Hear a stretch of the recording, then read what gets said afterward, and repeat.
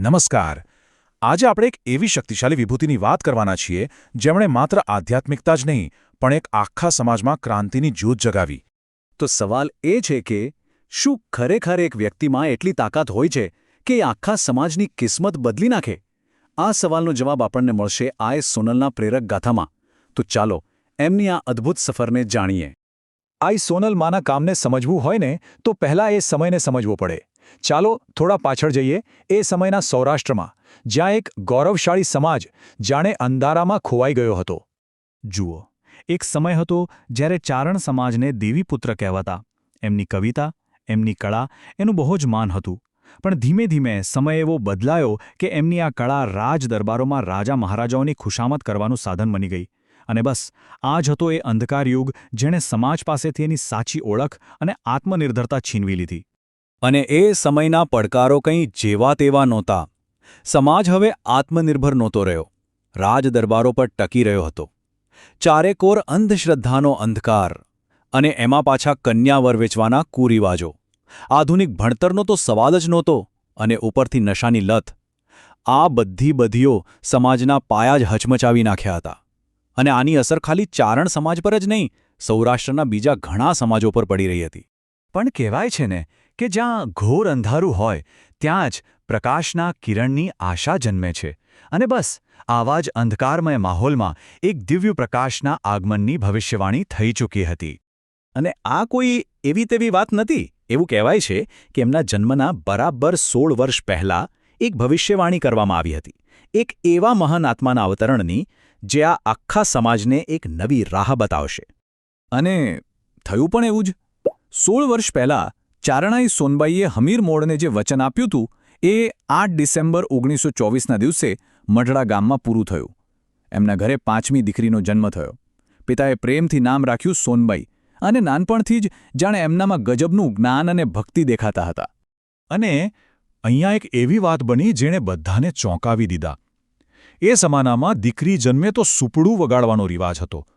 પણ એમના પિતા હમીર મોડે એમણે પરંપરા તોડી નાખી. એમણે દીકરીના જન્મને થાળી વગાડીને વધાવ્યો. એ સન્માન જે ફક્ત દીકરાના જન્મ પર જ મળતું. આ જ બતાવે છે કે એમનું આવવું કેટલું મોટું અને મહત્વનું હતું. જેમ જેમ એ મોટા થયા એમણે એક એવો નિર્ણય લીધો જેણે ખાલી એમનું જ નહીં પણ આખા સમાજનું ભવિષ્ય બદલી નાખ્યું. હવે એમની સામે બે રસ્તા હતા. એક, જે દુનિયા બતાવતી હતી, પરંપરાનો રસ્તો, દેવદાન ચારણ સાથે લગ્ન કરીને એક સુખી ગૃહસ્થ જીવન જીવવાનો. અને બીજો રસ્તો હતો સમાજ સુધારણાનો, બ્રહ્મચર્ય પાડીને આખી જિંદગી સમાજની સેવામાં લગાવી દેવાનો. અને એમણે શું પસંદ કર્યું? પોતાના લગ્નના દિવસે જ એમણે બીજો, ક્રાંતિનો માર્ગ પસંદ કર્યો. આટલો મોટો નિર્ણય પણ એમના પતિ દેવદાન ગઢવીની પ્રતિક્રિયા સાંભળવા જેવી છે. એમણે પણ એટલી જ મહાનતા બતાવી. એમણે કહ્યું, તારા જેવી જોગમાયાએ મારા નામનું ઓઢણું એકવાર ઓઢી લીધું, હવે બીજા લગ્ન કરે એ આ ચારણ નહીં.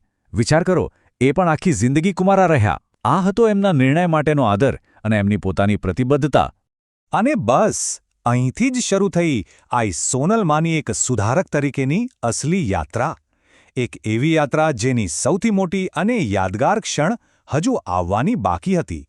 તમે કલ્પના કરી શકો છો, સતત 27 વર્ષ, એક બે નહીં, પૂરા 27 વર્ષ સુધી એમણે સૌરાષ્ટ્ર, કચ્છ અને ગુજરાતનો એક ખૂણો ફરી વળ્યા. ગામે ગામ જઈને પોતાની દૈવી વાણીથી સૂતેલા સમાજને જગાડવાનું કામ કર્યું. એક મોટા પરિવર્તન માટેનો પાયો નાખ્યો. અને આ બધું એમણે કઈ ઉંમરે કર્યું ખબર છે? માત્ર 30 વર્ષની ઉંમરે. માત્ર 30 વર્ષની ઉંમરે એમણે કણેરીમાં એક એવું મોટું સંમેલન બોલાવ્યું જેણે ઇતિહાસના પાના પર પોતાનું નામ લખાવી દીધું. એ સંમેલનમાં હજારો લોકોની વચ્ચે એમણે સિંહણની જેમ ગર્જના કરી. 4 સૂત્રો આપ્યા જેણે સમાજનો ચહેરો બદલી નાખ્યો. પહેલું, ધૂણવા જેવી અંધશ્રદ્ધાને ફેંકી દો. બીજું, દારૂ માંસ જેવા નશાનો ત્યાગ કરો, એ અસુરોનું કામ છે, સંસ્કારીઓનું નહીં. ત્રીજું, આવનારી પેઢીને ભણાવો, નહીંતર પાછળ રહી જશો. અને ચોથું, ખુમારીથી મહેનત કરીને કમાવો. આ 4 વાતો એ સમય માટે કોઈ ક્રાંતિથી ઓછી નહોતી.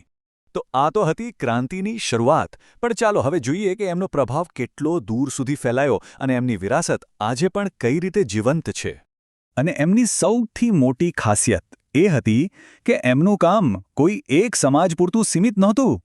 એમનો આ સુધારાનો સંદેશ ચારણ, મહિયા, હાટી, કાઠી, કોળી એમ અનેક સમાજો સુધી પહોંચ્યો. એમણે સૌનો ઉદ્ધાર કર્યો. એટલે જ એ સાચા અર્થમાં સર્વના સુધારક કહેવાયા. જીવનના અંતિમ વર્ષોમાં પણ એમણે એ વાતનું ધ્યાન રાખ્યું કે એમણે પ્રગટાવેલી આ જ્યોત ક્યારે બુઝાય નહીં. એટલે 1970માં આઈ સોનલ ચારણ સભા બનાવી, જેથી એમનું કામ ચાલતું રહે. 1974ના ઉનાળામાં એમણે વાનપ્રસ્થ જીવન અપનાવ્યું અને એ જ વર્ષે નવેમ્બર મહિનામાં માત્ર 51 વર્ષની ઉંમરે અમદાવાદમાં એમણે દેહત્યાગ કર્યો. ભલે આજે એ શારીરિક રીતે આપણી સાથે નથી, પણ એમનો વિચાર, એમનો પ્રકાશ આજે પણ એટલો જ તેજસ્વી છે.